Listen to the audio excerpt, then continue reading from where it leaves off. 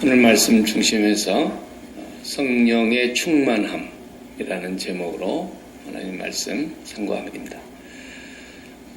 지난 시간에 성령 세례를 우리가 공부했습니다. 성령 세례가 뭐냐? 절대로 다른 사람이 다른 소리 하면은 저주를 받을지어다 그랬으니까 사도 바울이 절대로 성령 세례를 얘기하면은 딴 소리 하면 안 돼요. 성령 세례는 한 번만 받는 거예요. 그러니까 성경을 보지도 않고 맨 거짓말을 하는 겁니다. 성경을 보면은 한 번 받아야 되는 것이냐, 이걸 계속해서 받아야 되는 것이냐 하는 것은 성경이 말하고 있는 거예요. 그러니까 성경을 보지도 않고 무식한 사람들이 말하는 것을 또 기도원 같은 데 가가지고 그냥 사람들이 듣고서 성령 세례라는 말을 함부로 씁니다. 성령 세례는 결혼을 한 번 하는 거예요. 결혼을. 지금 살고 있는 부부가 내년에 우리 결혼할까요? 이렇게 말하는 것과 똑같다 그 말이에요. 성령 세례를 또 받는다는 얘기를 하는 것은. 한 번 같이 살고 있는 사람하고 결혼 예식은 한 번으로 끝나는 거예요. 오늘 얘기하려고 하는 것은 성령의 충만함이에요. 결혼 예식이 한 번으로 끝났지만 결혼했다고 해서 부부가 다 된 건 아니란 말이에요. 법적인 부부가 됐어도 부부가 이제 서로를 알아가야 돼요. 그리고 서로와 둘이가 하나가 되는 거예요. 하나가. 성경의 창세기의 원문을 보면 어떻게 되어 있느냐 하면 부모를 떠나 아내와 연합하여 둘이 한 몸이 된다 그럴 때 요것도 하나고 요것도 하나인데 이것이 두 개가 하나 된다 그런 뜻이 아니에요. 성경의 원문의 뜻은 그런 게 아니에요. 이게 둘이 붙어야 온전히 하나가 된다 그런 뜻이에요. 그래서 그 앞에 하나님께서 뭐라 그러셨냐면 사람이 독처하는 것이 좋지 못하니 그랬어요. 좋지 못하다는 거죠. 그러니까 선이 아니다 그 말이에요. 선이 아니다. 로토브. 로라는 말은 히브리 말에 아니다라는 말이에요. 토브라는 말은 좋다라는 거예요. 사람이 독처하는 것이 선이 아니다라는 거예요. 그래서 천국을 위하여 특별히 은사를 받은 사람이 홀로 살 수는 있지만 결혼을 하지 않고 사는 것은 좋지 못하다. 하나님이 좋지 못하다. 그래서 이게 하나가 되게 함으로써 한 몸을 이룰지라 그랬어요. 그래서 그 결혼이 둘이 이제 완전히 연합이 돼야만이 풍성한 결혼 생활이 되는 것처럼 성령이 충만한 생활을 하게 되려면 우리가 성령이 오셔서 우리를 인치셔가지고 우리를 신랑 대신 예수 그리스도에게 붙여놓았어요. 그분은 머리요, 우리는 몸으로. 그래서 결혼 얘기를 하는 것 같이 보이지만 성경은 예수 그리스도와 교회에 대하여 내가 말하노라 그러면서 그 본문을 얘기했던 거예요. 에베소서 그 5장에서 부부 얘기를 하면서 예수 그리스도와 교회가 어떤 관계냐라는 거예요. 이건 머리와 몸의 관계다. 그래서 머리는 명령하게 되어 있고 몸은 순종하게 되어 있다. 머리에서 명령을 내리는데 몸이 안 따랐다. 그것은 스트로크가 왔다라는 말과 같다는 말이죠. 스트로크가 와서 아무리 머리에서 지시를 내려도 몸이 말을 안 듣는다. 그럼 뭔가 이게 끊어진 상태를 얘기하고 있는 거예요. 그래서 성령의 충만함을 받고 오늘 본문에도 그렇게 나오고 있는데 성령 세례라는 것은 반드시 그 문법에도 한 번만 받는 것으로 나와 있어요. 그것은 문법으로 어떻게 쓰느냐 하면 과거형을 쓰는 거예요. 과거형. 그래서 과거형은 언제나 해석할 때 어떻게 되는 거예요? 내가 1990년도에 조용미와 결혼했다. 과거죠. 성령 세례도 그렇게 언제나 과거로 나오는 거예요. 한 번 결혼함으로 그 상태가 주님 오실 때까지 영원히 지속되는 것을 과거형으로 쓰는 겁니다. 그런데 성령 충만함이라고 하는 것을 말할 때는 언제나 현재 수동태 명령형으로 쓴단 말이에요. 현재형으로 쓴다고 현재형. 그것은 무슨 말이냐면 계속해서 진행되어야 된다는 뜻이고 반복되어야 된다는 말이고 지속적으로 계속되어야 된다는 뜻이거든요. 그러니까 성령 충만은 날마다 충만해야 되고 분초마다 충만해야 되고 주님 오실 때까지 충만한 가운데 있다가 우리가 주님 맞이해야 되고 주님이 더디 오시더라도 우리가 가는 날까지 성령 충만하고 살다가 가야 된다는 거죠.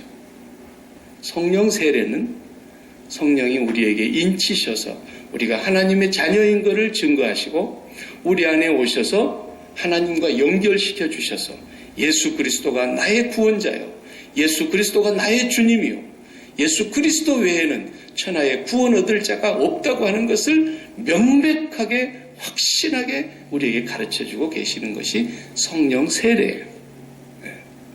성령 세례를 받았다 그러면은 그 사람은 날마다 성령 충만한 삶을 그건 구해야 되는 거예요. 이것을 성령 세례, 성령 충만 구분할 수 있어야 됩니다. 그래서 제가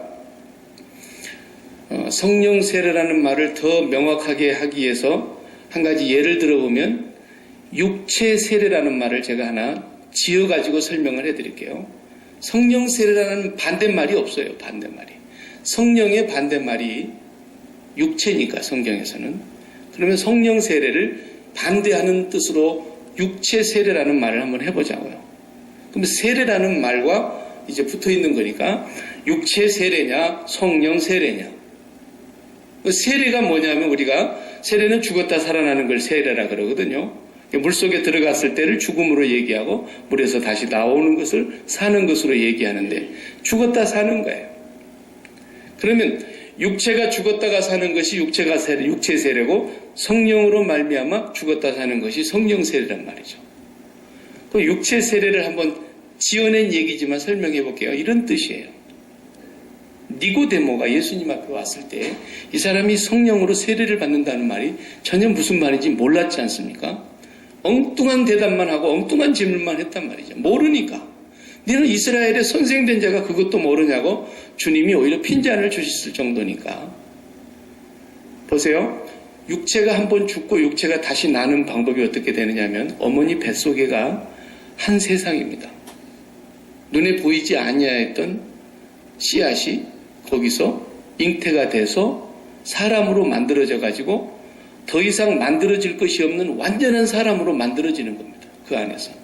나와갖고 간이 좀 더 생긴다. 이런 거 없는 거예요. 나와가지고 눈이 좀 더 생기고 이런 게 없다고요. 완전한 사람이 되어가지고 10달 되면 나와요. 그때 10달 동안에 탯줄에 붙어가지고 있는 거예요. 이 탯줄이 안에서 끊어지면 아이가 죽습니다. 탯줄로 숨 쉬고 탯줄로 밥 먹고 탯줄로 모든 것이 연결되어 있는 거예요. 그러니까 이 안에서 한 세상을 산다고 보면은 그 아이가 세상으로 태어날 때 탯줄을 끊어버리는 겁니다. 나오면 탯줄을 딱 끊어버리는 거예요. 그럼 탯줄을 끊어버린다는 건 뭘로 말할 수 있냐면 엄마 뱃속의 세상, 한 세상이 죽었다는 거예요. 이제. 그건 나하고 상관이 없는 세상이 된 거예요. 이제. 엄마 뱃속의 세상은. 탯줄을 딱 끊어버렸다. 연결이 거기 뱃속의 세상은 탯줄하고 연결되어 있었는데.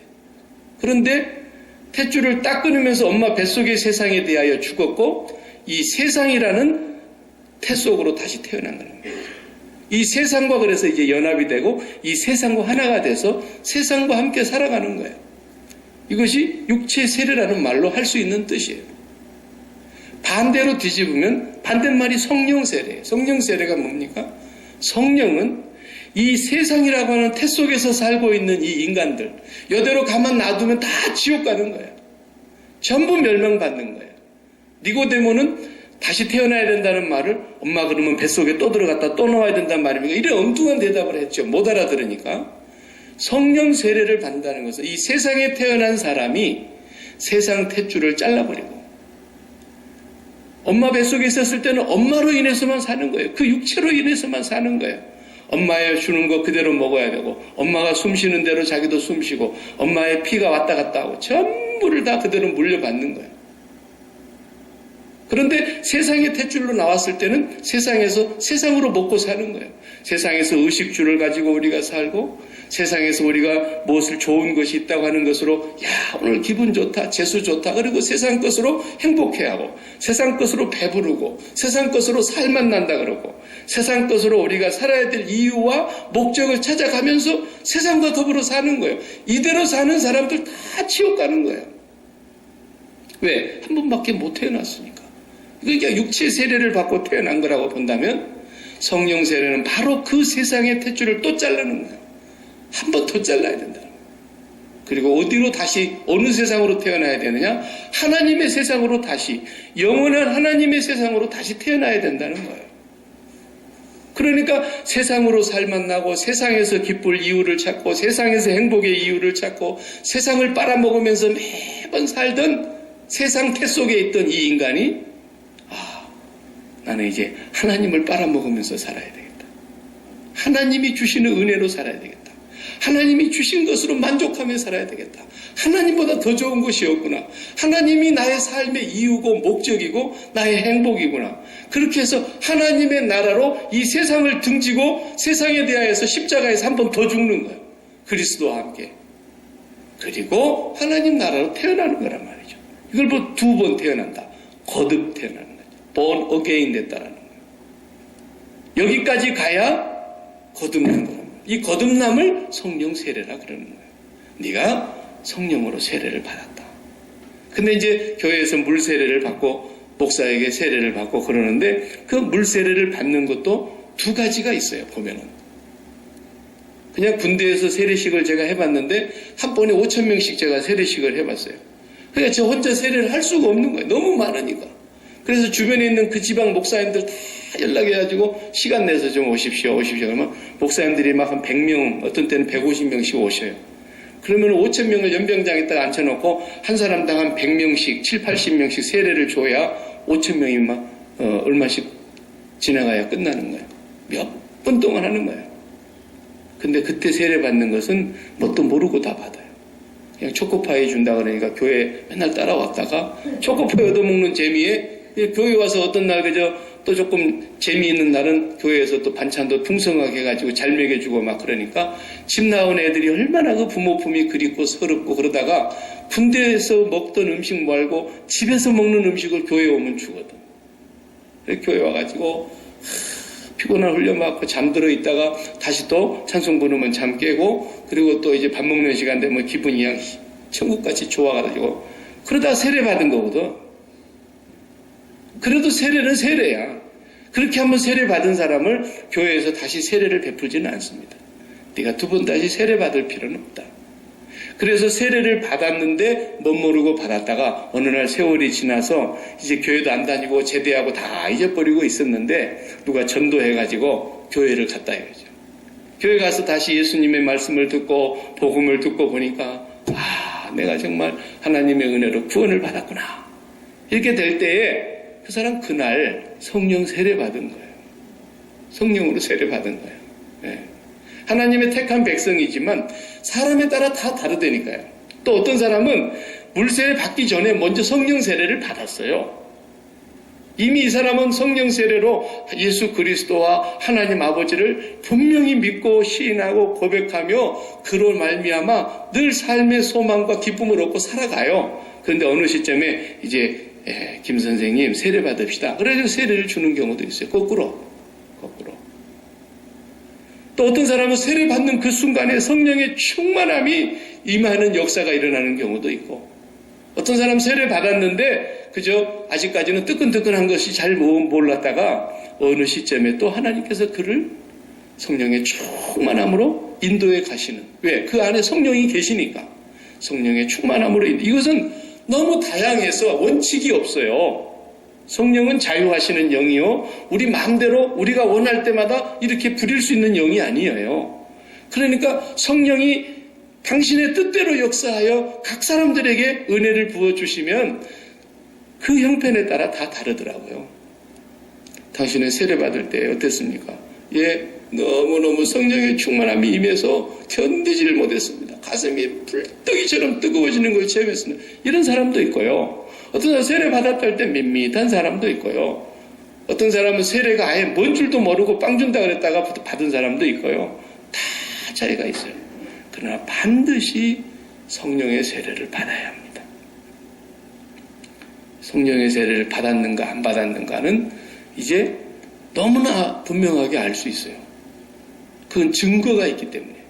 그리고 우리가 이것을 경험적으로 느껴가기 때문에. 성령으로 세례받은 것은 바람이 어디서 와서 어디로 부르는지도 모르는지만 성령으로 난 사람은 다 이와 같다 그랬기 때문에 그것이 다 차이가 있을 수 있고 모를 수가 있어요. 구원받을처럼 맨날 매달 며칠날 네가 안수 받을 때 성령 받았다는 것을 꼭 기억하고 있어야만 무슨 구원받았다고 하는 그런 구원받을처럼 이단 사설을 얘기하는 사람 있지만은 그게 아니라고요. 결혼을 했는데 옛날 우리 결혼은 뭡니까? 시집 가는 거 아닙니까? 시댁으로 간다라는 뜻이죠. 유대인들도 결혼을 하면은 먼저 장가를 먼저 갑니다. 남자가.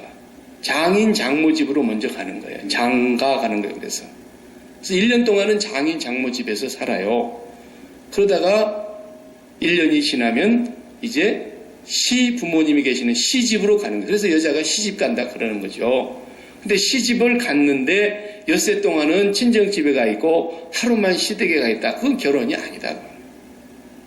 피치 못할 사정이 있어서 그런 걸 제외하고는 결혼했다라는 말은 이제는 내가 어디에 가서든지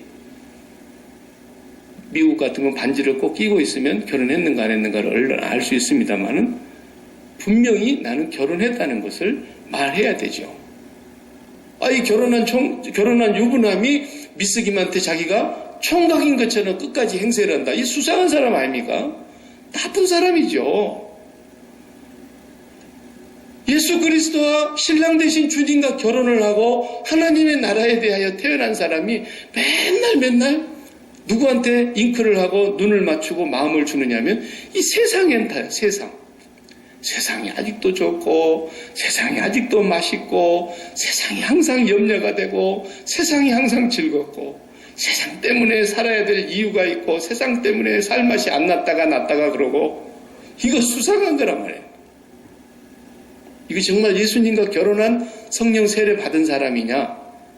물론 말씀에 보면은 이런 말씀이 있죠. 고린도전서 12장 3절에 그러므로 내가 너희에게 알게 하노니 하나님의 영으로 말하는 자는 성령을 말하죠. 성령으로 말하는 자는 누구든지 예수를 저주할 자라 하지 않고 또 성령으로 아니하고는 누구든지 예수를 주님이라고 말할 자가 없느니라 그랬어요. 그러니까 성령으로 세례를 받은 사람이라면 분명히 예수님을 주님이라고 고백할 거라는 거예요. 그런데요, 주님이라고 고백하는 것도 두 가지가 있어요. 자기 힘으로 살다가 안 되고 뭔가 누군가의 도움을 받아도 안 되고 그러니까 뭔가 하느님의 도움을 받고 싶어서 하느님을 향해서 주님이라고 부르는 경우가 얼마나 많은데요. 종교에도 그런 건 다 있는 거 아닙니까? 그래서 성경에도 예수를 주여 주여 하는 자마다 다 천국에 들어올 것이 아니요 하늘에 계신 내 아버지 뜻대로 행하는 자라야 들어가리라. 주님, 우리가 주님의 이름으로 병을 고쳤습니다. 귀신을 쫓아냈습니다. 능력을 행했습니다. 이렇게 해도 안 된다는 거예요. 예수를 주님이라고 고백하는 그 주님의 고백이 어떤 고백이냐? 그 당시에는요, 주님은 한 분뿐이었어요. 그 당시에는 로마의 황제가 주님입니다. 로마의 황제는 신의 아들이라 그래서 황제를 숭배하는 거예요. 황제를. 신이 내려준 아들이라는 거예요. 그런데 황제 숭배를 하지 아니함으로 그리스도인들이 얼마나 많은 죽음을 당했습니까? 얼마나 많은 핍박을 당했습니까? 얼마나 그들이 유리방황했고 땅굴 속으로 헤매면서 살아야 했습니까? 얼마나 그들이 잡히면은 톱으로 켬을 당하기도 하고 산채로 가죽을 벗김을 당하기도 하고 불에 태워 죽이기도 하고 십자가형으로 죽이기도 하고 그럼에도 불구하고 그리스도인들은 우리의 주님은 한 분뿐이다. 천하 인간에게 구원 얻을 만한 다른 이름을 우리에게 주신 적이 없다. 예수만 그리스도만 주님이다. 이렇게 고백했습니다. 죽을 각오를 하고 주님으로 고백하는 거예요. 그 사람이 어찌하여 성령으로 세례를 받지 않았겠냐 이거예요. 네. 그러므로 예수 그리스도를 성령으로 하지 아니하고는 절대로 주님이라고 할 수 없다는 말은 그런 뜻이에요. 그러나 입술로는 주여 주여 하면서도 그 마음은 여전히 세상을 사랑하고 여전히 자기를 실현하고 여전히 자기를 긍정하고 여전히 이 세상에서 뭔가 얻고자 하는 것들을 누리려고 하는 그런 마음이 떠나지 않고 있다고 한다면 마치 뭐과 같으냐면 오늘도 집을 나가면서 자기 부인을 보고 여보 용돈 좀 줘. 용돈이 다 떨어졌네. 그래서 용돈을 100불을 받아가면서 그걸 가지고 미쓰김하고 즐기려고 그러는 거라고요. 하나님에게 주시옵소서 하는 게 다 뭐예요? 세상하고 연애하려고 그러는 거 아닙니까? 세상을 사랑하는 것이 간음인데 그게 어떻게 성령으로 세례를 받은 사람이겠냐라는 것을 성경은 말하고 있거든요. 그렇기 때문에 입술로만 주여 주여 한다고 해서 또 무작정 다 성령 세례 받았다 이렇게도 할 수가 없는 거예요. 그러나 성령 세례를 받은 사람은 반드시 무엇으로 나타나네요? 성령 충만함으로 나아가게 되어 있다라는 거예요. 성령 충만함. 오늘 성령 충만함에 대한 것이 본문의 말씀인데 성령 충만함에 대한 것들에 대해서 먼저 한번 성경 구절을 제가 쭉 읽고 사도행전만 가지고 읽겠어요. 다른 데 빼고 사도행전에서 성령 충만이라는 본문을 제가 다 뽑았어요. 한번 읽어보겠어요. 다 같이 사도들을 가운데 두고 세우고 묻되 너희가 무슨 권세와 네 이름으로 이 일을 행하였느냐 이랬더니 이에 베드로가 성령이 충만하여 가로되 백성의 관원과 장로들아 만일 병인에게 행한 착한 일에 대하여 이 사람이 어떻게 구원을 얻었느냐고 오늘 우리에게 질문하면 너희와 모든 이스라엘 백성들은 알라. 너희가 십자가에 못 박고 하나님이 죽은 자 가운데서 살리신 나사렛 예수 그리스도의 이름으로 이 사람이 강건하게 되어 너희 앞에 섰느니라. 이 예수는 너희 건축자들의 버린 돌로서 진모퉁이의 머릿돌이 되었느니라. 다른 이로서는 구원 얻을 수가 없나니 천하 인간에게 구원 얻을 만한 다른 이름을 우리에게 주신 일이 없음이니라 하였더라. 베드로가 성령이 충만하니까 뭐예요?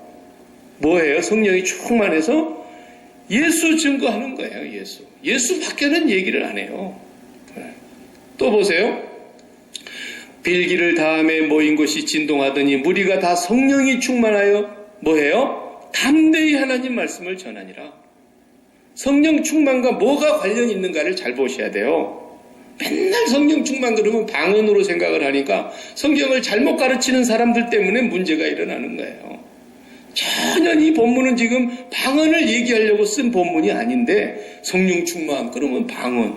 그래가지고 그냥 오순절주의자들의 무슨 이것이 뭐 전유물인 줄로 생각을 하는 거예요. 그래서 얼마나 많은 잘못된 것들이 벌어지는지 몰라요. 또 보십시다. 6장 3절에 형제들아 너희 가운데서 성령과 지혜가 충만하여 성령도 충만하고 지혜도 충만하여 칭찬 듣는 사람 7을 택하라. 우리가 이 일을 저희에게 맡기고. 그런데 성령 충만한 사람을 일꾼 뽑았거든요. 근데 일꾼 뽑은 사람들 성경 사도행전 다 읽어봐요. 이 사람들이 교회에서 무슨 사무행정 보고 교회에서 뭐 이런 거 했다는 얘기는 한마디도 없어요. 전부가 다 7 집사가 복음 전하다가 다 죽었어요. 제일 처음에 스데반 집사가 복음 전하고요. 그 다음에 빌립 집사가 사마리아로 나가서 복음 전하고요. 계속해서 사도행전을 읽어보면은 집사님들도 열심히 복음 전했어요. 물론 일 안 했다는 뜻이 아니죠.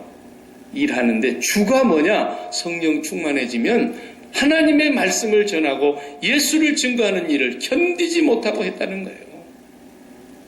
사도행전 7장 54절에서 56절 저희가 이 말을 듣고 마음에 찔려 저희를 향하여 이를 갈거늘 스데반 집사님 얘기죠. 스데반이 성령이 충만하여 하늘을 우러러 주목하여 하나님의 영광과 및 예수께서 하나님 우편에 서신 것을 보고 말하되 보라 하늘이 열리고 인자가 하나님 우편에 서신 것을 보노라 한대. 성령이 충만해서 사도행전 7장 전체가 다 설교잖아요. 스데반 집사님의 예수 그리스도를 얘기하는 설교. 근데 그분이 워낙에 성령이 충만하니까 창세기부터서 예수 그리스도까지 구약을 다 끼고 설교를 하시는 거예요. 그래서 사도행전 7장 한 장만 읽어도 창세기부터 말라기까지 설교를 다 하고 있잖아요. 성령이 충만하게 되니까 이 말씀이 다 예수 그리스도에 대한 말씀이었다는 걸 얘기하고 예수 그리스도를 얘기하다 보니까 그 사람들이 막 분을 내는 거였어요. 그래서 순교를 당했지만 성령이 충만하여 예수 그리스도를 증거하다가 그 보배로우신 예수 그리스도가 보좌 우편에 서신 것을 바라보고 순교를 당했어요.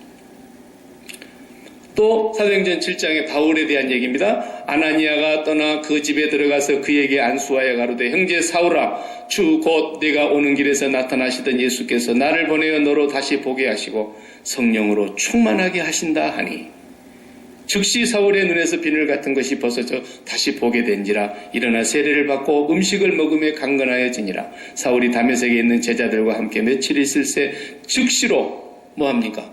각 회당에서 예수의 하나님의 아들 되심을 전파하니 성령이 충만하면 예수 전하는 거예요. 예수. 사도행전 11장 24절에 26절 바나바는 착한 사람이요 성령과 믿음이 충만한 자라 이에 큰 무리가 죽게 더하더라. 바나바가 사울을 찾으러 다소에 가서 만남에 안디옥에 데리고 와서 둘이 교회에 1년간 모여 큰 무리를 가르쳤고 제자들이 안디옥에서 비로소 그리스도인이라 일컬음을 받게 되었더라. 안디옥까지 흩어진 수많은 사람들이 안디옥에 흩어진 많은 사람들이 예수 그리스도를 배우게 됐어요. 바나바와 바울 때문에. 사도행전 13장 7절에서 10절 그가 총독 서기오 바울과 함께 있으니 서기오 바울은 지혜 있는 사람이라 바나바와 바울 사울을 불러 하나님의 말씀을 듣고자 하더니 거기 서기오 총독이 바울과 바나바를 불러서 이 선교사님들을 불러서 하나님 말씀 듣고자 했단 말이죠. 그런데 그 서기오 총독 옆에서 항상 자문을 구해줬던 무당 박수 엘루마는 번역하면 박수라 무당이라는 말이죠. 남자 무당. 저희를 대적하여 총독이 예수를 믿지 못하게 해방을 놨어요. 그러자 바울이라고 하는 사울이 성령이 충만하여 그를 주목하고 가로되 모든 괴계와 악행이 가득한 자요 마귀의 자식이요 모든 의의 원수요 주의 바른 길을 굽게 하기를 그치지 아니하겠느냐. 그래서 이 사람 눈이 멀어버렸지 않습니까? 성령 충만하면 늘 말씀 전하러 가는 거예요. 말씀 전하러. 사도행전 13장 48절에서 52절 이방인들이 듣고 기뻐하여 하나님의 말씀을 찬송하며 영생을 주시기로 작정된 자는 다 믿더라. 주의 말씀이 그 지방에 두루 퍼지니라. 이에 유대인들이 경건한 기부인들과 그 성의 유력자들을 선동하여 바울과 바나바를 핍박해 하여 그 지경에서 쫓아내니 두 사람이 저희를 향하여 발에 티끌을 떨어버리고 이곤이온으로 가거늘 제자들은 기쁨과 성령이 충만하니라. 그러니까 기쁨이 다른 데 있는 게 아니에요. 오직 예수 때문에 기쁘고 오직 예수 복음 전하는 것이 목적이고 하나님의 나라와 완전히 붙어 있는 거예요. 이게 성령의 세례를 받은 사람들의 성령 충만한 모습이라고 말이죠. 저하고 집사람하고 결혼했는데 맨날 딴 여자하고 둘이 걸어다닌다고 그래봐요. 얼마나 복잡해지겠습니까? 성령이 충만했으면 하나님과 예수 그리스도와 연합되어 있는 사람이라면 날마다 예수 그리스도와 함께 동행하면서 그리스도를 증거하는 삶, 그리스도가 내 안에 충만해져서 이 그리스도를 밖으로 보내고 싶어서 누구에게 이 복음을 전할까 이러면서 사는 것이 성령 충만한 삶이었다는 거예요. 그냥.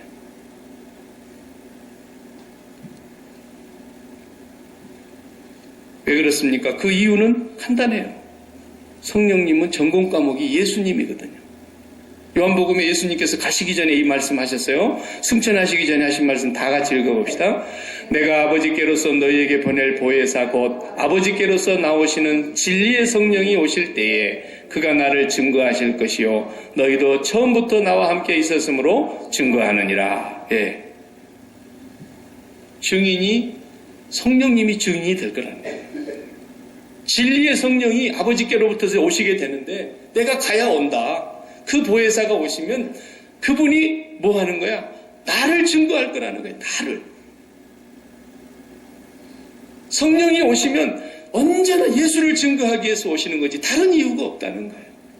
이게 가장 우선적인 것이고 1차적인 것이고 제일 중요한 것이고 영원한 것입니다. 또 제자들도 처음부터 주님과 함께 있었기 때문에 그들도 성령이 오시면 예수님의 증인될 거란 말씀. 예수님이 하신 거 아닙니까? 또 요한복음 16장 13절 14절 다 같이 그러하나 진리의 성령이 오시면 그가 너희를 모든 진리 가운데로 인도하시리니 그가 자의로 말하지 않고 오직 듣는 것을 말하시며 장래일을 너희에게 알리시리라. 그가 내 영광을 나타내리니 내 것을 가지고 너희에게 알리겠습니다. 아멘. 그분이 오시면 예수 그리스도의 영광을 나타내시는 거예요. 그분이 오시면 계속 예수의 영광을 나타내는 거예요. 우리가 가서 저 사람들이 그리스도인이구나. 그리스도의 영광을 반사하니까 크리스찬이라는 말이 나온 거 아닙니까? 성령이 오시면 진리의 성령 언제나 우리를 진리 가운데로 인도해서 진리를 증거하게 하고 진리 대신 예수 그리스도의 영광을 나타내게 되더라 그 말이죠. 이게 성령의 충만한 자와 관련된 모습이에요. 맨날 성령 충만 그러면 방언 무슨 이런 얘기만 하고 있으니까 성경을 완전히 엉터리로 본 사람들이 그런 얘기를 하는 거예요. 다음 시간에는 제가 다른 방언으로 성령이 임하자 다른 방언으로 방언하기를 시작했다는 말씀부터서 제가 강의를 하겠지만 그건 다른 이유예요. 그리고 오늘날과 같은 그런 방언이 아니에요. 고린도 교회에 있었던 방언도 아니고 간단히 말하면 외국어예요. 외국어. 그날이 오순절 날이 딱 도착한 날이에요. 꽉 찬 오순절이에요. 오순절이 딱 시작한 첫 번째 날이 됐는데 유대에 흩어져 있는 모든 사람들이 오순절 지키러 예루살렘에 올라와야 되고 또 디아스포라로 각 나라에 흩어져 있었던 BC 586년에 바벨론에 의해서 끌려가가지고 각 나라 세계에 다 흩어져 버린 그 유대인들도 오순절에는 6월절에는 초막절에는 반드시 와야 했거든요. 오순절날 그 오순절 지키려고 왔던 사람들이 여러 나라에서 왔으니까 지금같이 말하면 요즘으로 말하자면 저 아프리카에서도 오고 유럽에서도 오고 남미에서도 오고 아시아에서도 오고 북유럽에서도 오고 뭐 다 왔다 이거예요. 사방에 흩어진 사람들이 와가지고 그 120명이 모인 그 자리에 성령이 임하고 나니까 성령이 그들에게 임하는데 불의 혀같이 갈라지는 것을 보이더니 거기에서 그 각 다른 방언으로 말하더라. 거기 말이 원어에 보면은 무슨 말이냐면 외국어를 하더라 그 말이에요. 외국어. 그래서 남미에서 온 사람이 갑자기 이 사람들이 브라질에 와서 살아본 일도 없는 사람들인데 스페니쉬를 할 줄 아네. 멕시코에서 온 유대인들이 이거 봐라 이거 스페인 하는 거 봐라 이거 깜짝 놀랐다는 거예요. 유럽에서 온 사람들이 이 사람들이 스웨덴 말을 하네. 전부가 다 각 나라 말을 하니까. 거기 적어도 모인 사람들은 15개 언어를 사용하고 있는 지역에서 모여온 사람들이거든. 근데 그 사람들이 다 자기 지역에서 쓰던 말들을 사도들이 그 120명의 사람들이 입에서 나오는 말들이 외국어더라는 거예요. 근데 뭘 얘기하는가 가만히 들어봤더니 하나님의 큰 일을 얘기하더라는 거예요. 그 하나님의 큰 일이 뭐겠어요? 예수 그리스도를 정하는 거예요. 예수 그리스도. 그건 역사에 한 번 있고 두 번 다시 없는 일이에요. 그건 하나님의 다른 뜻이 있어요. 다음 시간에 제가 또 설명을 해드리겠어요. 성령 충만은 그냥 또 반대말로 하면 쉬워요. 어려운 말을 여러분 얼른 반대말을 생각하면 답이 빨리 나옵니다. 성령 충만이 뭘까? 잘 모르겠으면 세상 충만이 뭔가? 그걸 보면 금방 답이 나오는 거예요. 세상 충만한 사람은 뭡니까? 그냥 어머니 뱃속의 세상에서 한번 태어나고 탯줄 자르고 나와서 뱃속 세상에 대해서는 죽었죠. 그리고 사람이 돼가지고 이 세상이라는 곳에 나왔는데 이 세상과 이제 연합돼가지고 세상에서 그냥 사는데 자연인이에요. 자연인. 똑같이. 자연인으로 살아가 버리는 거예요. 그래서 삶의 의미가 세상에 있어. 행복도 세상에 있고 사는 맛도 세상에 있고 그래 이것이 사는 맛이야 그러면서 전부가 사는 맛이 세상이고 세상에 이유가 있어요. 돈 버는데 그 세상 맛이 있고 자식 잘 되는 것에 세상 맛이 있고 건강 좋아지는 것 세상 맛이 있고 사업 번창하는 것 세상 맛이 있고 모든 것이 세상에서 살맛나게 사는 것 그것이 바로 세상 충만한 사람이에요. 그렇게 살다가 영원히 저주받는 곳에 가는 거예요. 이런 사람들이 죽어서 천국 간다 절대로 거짓말입니다. 그런 천국은 없어요.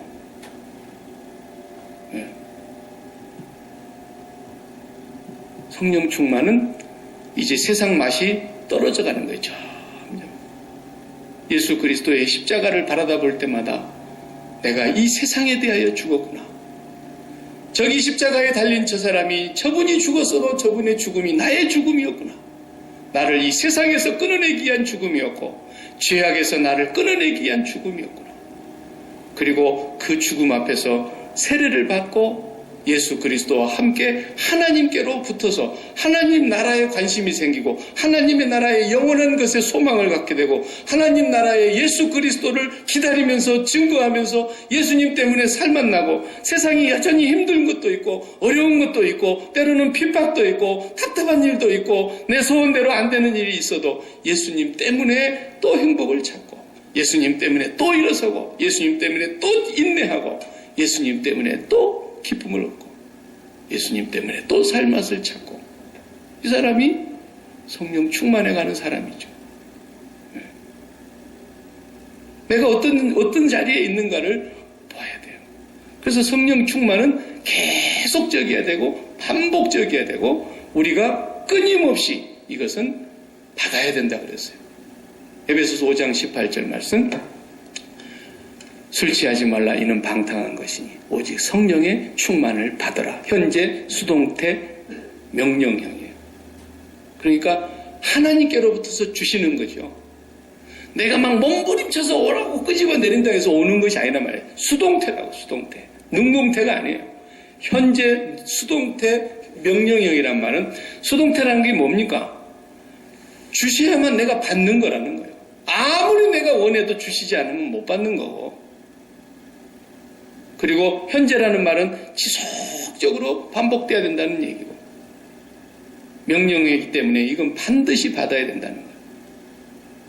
근데 주님이 반드시 주십니다. 내가 원하는 때에 주느냐 아느냐 그것만 차이가 있는 것이지 반드시 주십니다. 너희가 악할지라도 자식에게 좋은 것 줄 줄 아는데 하물며 너희 천부께서 구하는 자에게 성령을 주시지 않겠느냐. 누가복음 11장에 분명히 약속했습니다. 날마다 성령의 충만을 우리가 구해야 합니다. 사모해야 합니다.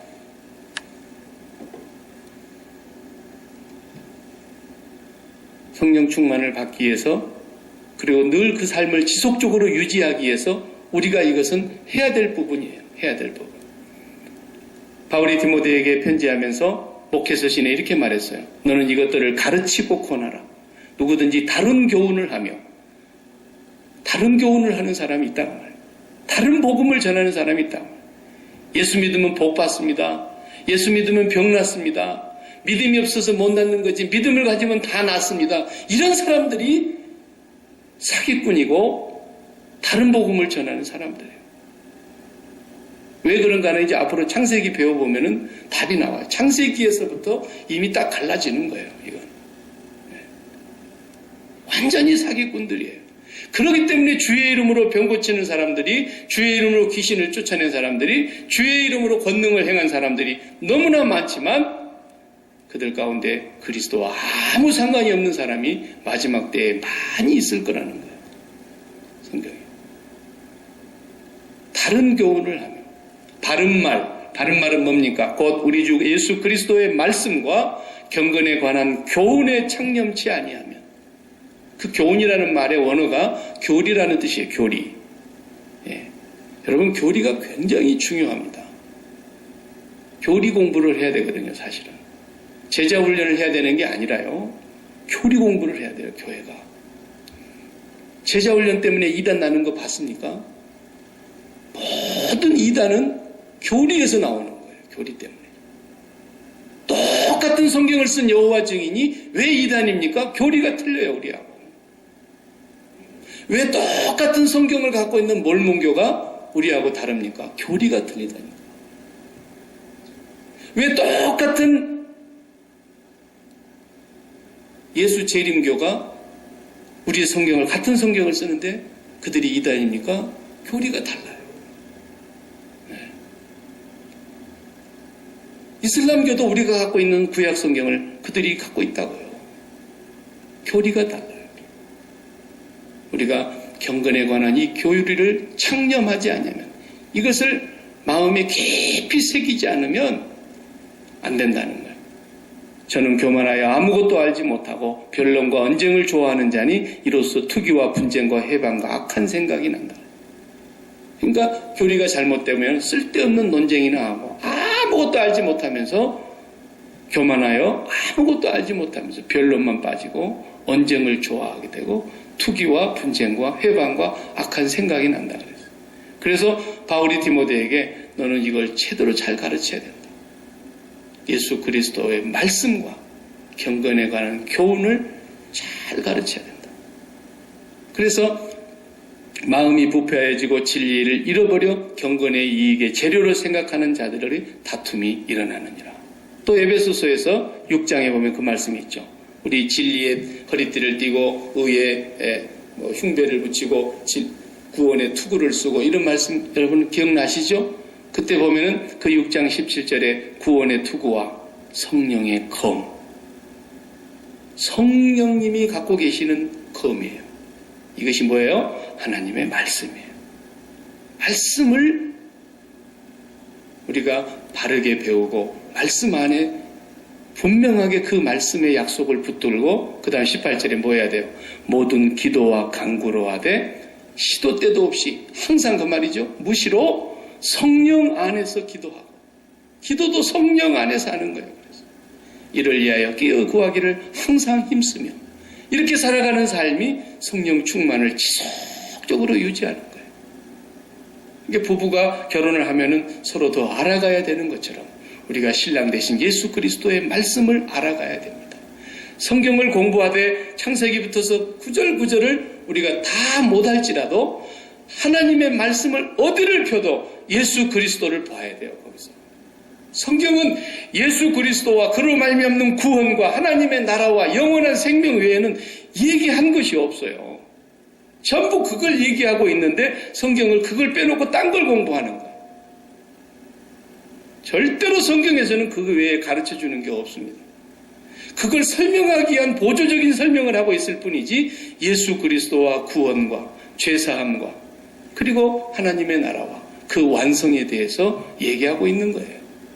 그래서 창세기 우리 지금 공부해 가고 있지만 1장 1절을 봐도 예수 그리스도가 나오고요. 이번 주에 1장 2절에도 또 예수 그리스도가 나오고요.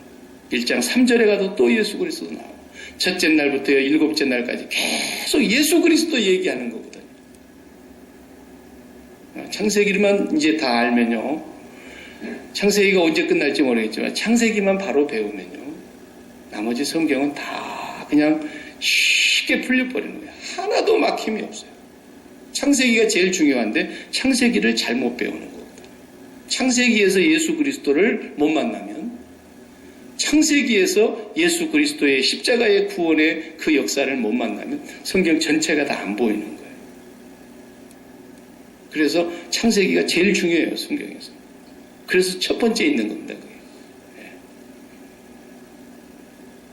성령의 충만함은 하나님의 말씀을 바르게 배우면 그 하나님의 말씀이 곧 우리에게 무기이기 때문에 성령의 검이기 때문에 어떤 것도 다 이기는 공격적인 무기가 되어서 그런데 이 마귀가 꼭 우리를 공격해 올 때도 말씀으로 공격을 해옵니다. 예수님을 아무도 몰라봤지만 마귀 한 놈만 알아보지 않습니까? 예수님이 광야에 나가서 40일 동안 기도하러 나가셨을 때 아무도 예수를 알아보지 못하는데 마귀 그놈만 알아보는 거예요. 그리고 3번 와서 시험할 때 똑같이 3번 다 하나님 말씀을 갖고 와서 시험하지 않습니까? 하나님 말씀을 조금씩 바꿔가지고 이렇게. 그러니까 하나님 말씀 위에 바로 서 있지 않으면 절대로 우리가 성령 충만한 삶을 살아가기가 어렵습니다. 그래서 성경을 통해서 하나님의 말씀을 알아보면은 우리가 이 세상을 어떻게 살아야 되겠구나. 그리고 왜 살고 있는가 분명해지는 거예요. 그리고 막 자신감이 생기는 거예요. 그리고 이 세상에 산다는 것이 너무너무 정말 원래 주님 앞에 갔으면 좋겠다는 마음이 날로 더 생기는 거예요. 안 불러가줘서 사실 한이지. 정말 아버지 하나님께서 나를 어느 때나 부르시려나. 어느 때나 부르시려나. 그것이 마음속에 늘 사라지지 않으면서 세상을 살아가게 돼 있어요. 성경을 바르게 보면 늘 성경 말씀 속에서 하나님과 제일 가까이 교통하는 거예요. 그 말씀이 곧 하나님이시고 그 말씀이 육신이 되어서 오신 분이 곧 하나님이시고 그 말씀을 성경에 기록해 놓았으니 이 말씀 또한 우리가 하나님과 날마다 만나는 것이고 그 말씀의 뜻을 바르게 보고 나니까 매일매일 하나님이 들려주시는 메시지를 듣는 거 아닙니까? 그것이 그 말씀을 붙들고 그리고 이제 기도하는 거예요. 성령 안에서. 이것이 성령 충만한 삶을 계속해서 반복하는 것입니다. 성령을 소멸치 말며. 성령은 소멸되시는 분은 아니죠, 물론. 어떻게 하나님이 소멸되시겠습니까? 성령을 소멸치 말라는 말은 성령이 우리 가운데 와서 성령 세례를 받으신 분은 그 몸에 성령이 계시는데요. 그 성령을 계속해서 거역하는 걸 말하는 거예요. 계속 거역하는 거예요. 성령이 이렇게 말씀하시는데도 또 거역하는 거예요. 성령이 분명히 오늘 또 기도하는 가운데서도 하나님 말씀을 깨우쳐 주셨고 설교 말씀을 듣는 동에서도 하나님의 음성을 깨우쳐 주셨고 성경을 내가 읽다가도 묵상하는 가운데 하나님 말씀을 들었으면 그대로 순종을 해야 되는데 그걸 거역하는 거예요. 성령이 소멸되는 것입니다. 또 다른 말로는 성령을 어떻게 했어요? 하나님의 성령을 근심하게 하지 말라 그랬어요. 그 안에서 너희가 구속의 날까지 인치심을 받았느니라. 성령 세례를 받았으면 인침을 받은 거 아닙니까? 그리고 성령을 모시고 살고 있는데 내 마음속에서 일어나고 있는 그 모든 일들이 성령을 거스리고 성령을 거역하면 성령은 소멸되며 성령은 근심하신다는 거예요. 말할 수 없이 근심해요. 이런 것들을 우리가 조심해야 되는 것입니다. 그래서 매일매일 성령 충만의 삶을 우리가 늘 구하면서 이제 세상과는 점점 멀어져요. 세상 등지고 십자가 보고 세상 맛이 점점 없어져야 되는 거예요. 세상에 누가 잘됐다더라 그런 소리를 들으면은 아이고 나는 언제나 저런 날이 한번 올 거나 그런 생각을 하는 사람은 아직 세상 충만한 거예요. 아직은 세상 충만한 거예요. 누가 세상에서 그냥 엄청나게 잘됐다 그러면은 그 소식 들을 때에 그 사람이 예수를 안 믿는 사람일 것 같으면 아이고 너무너무 불쌍하다. 저 사람 언제나 예수를 믿고 정말 진짜 복을 받을까. 속에서 그냥 긍휼한 마음이 나와서 기도가 나오고 너무너무 불쌍한 생각이 들고 성령이 충만한 사람이야 틀림없이. 네. 세상 일로 인해서 오늘 또 그냥 아이고 정말 살맛 안 나네. 이대로 그냥 확 죽어버렸으면 좋겠네. 이런 생각이 들면 세상 충만한 사람이에요. 그냥 세상이 충만해하고 있는 것. 그것을 회개해야 돼요. 주여 오늘도 내가 주님의 십자가 앞에서 세상에 대하여 주님은 죽으셨는데 죄에 대하여 죽었는데 오늘도 내 마음이 꼭 세상을 붙들고 이렇게 세상을 사랑하고 이렇게 세상을 연애하고 이렇게 세상 때문에 근심하고 걱정하고 있는 이 죄인을 불쌍히 여겨달라. 하나님 앞에 회개하고 죄사함 받고 그리하면 성령을 선물로 받으리니 그러잖아요. 우리 매일매일 성령의 충만함을 간구하면서 살아가시기를 축원합니다.